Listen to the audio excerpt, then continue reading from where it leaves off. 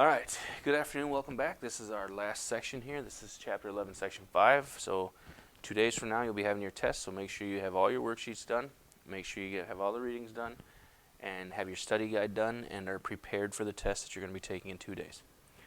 Now, choosing healthcare, the goals of healthcare. Now, you're not going to have to worry about choosing healthcare until you're older because you're under your parents' healthcare.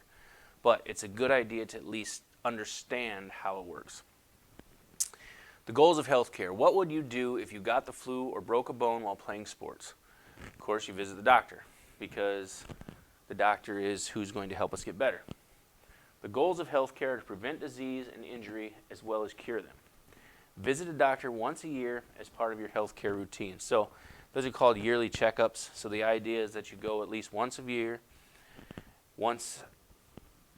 to make sure that you are that you're all right, that there's no underlying issues. Now, healthcare providers. Doctors are not the only professionals that can help you care for your health. Pharmacists, nurses, health educators, counselors, mental health specialists, dentists, and nutritionists all provide healthcare services. A primary care provider is a healthcare professional who provides checkups and general care.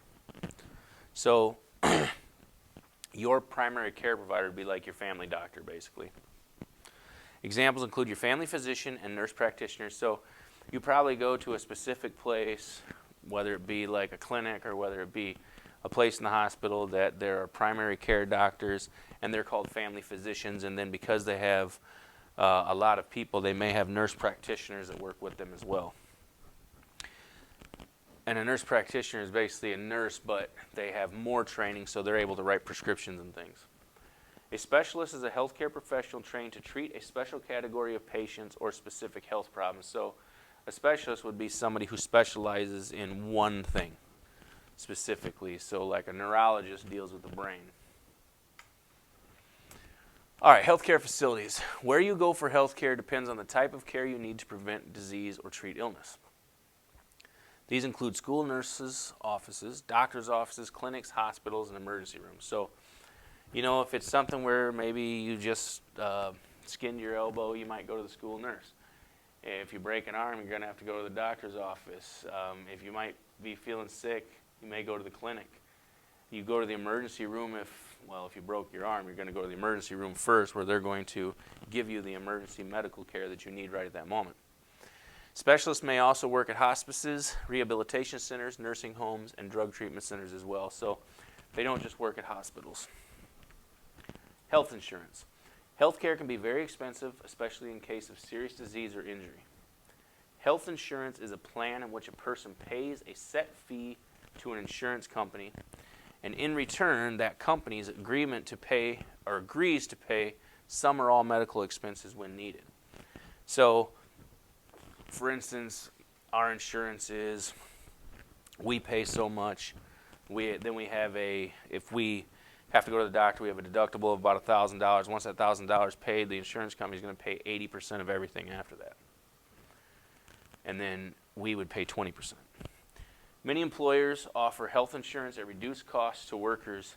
Typically what you're seeing is that happens if you work in a company where there's a lot of people, because then with the more people, you're more able to keep those insurance costs down.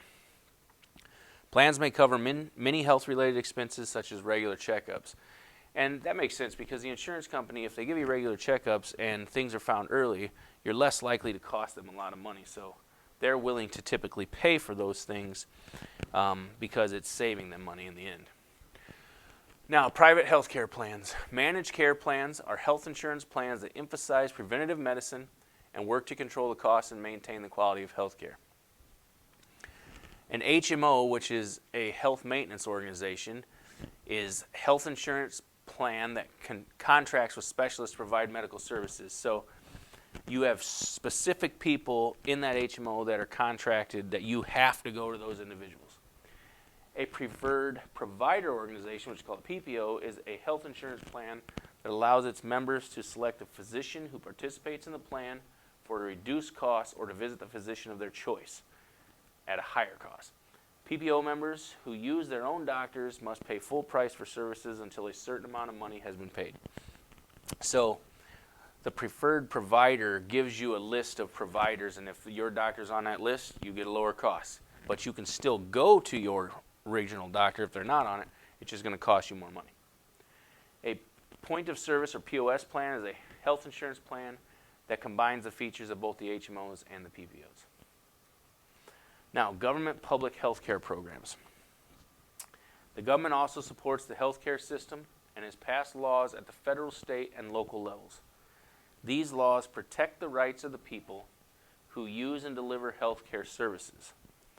Some government programs put out health information in the community offering free or lower price healthcare. And these are typically healthcare plans that are for people who can't afford regular healthcare plans. Now, that is the last part for Chapter 11, Section 5, which means we have finished the chapter. Make sure you have all your stuff done and prepare for your test. Have a great day.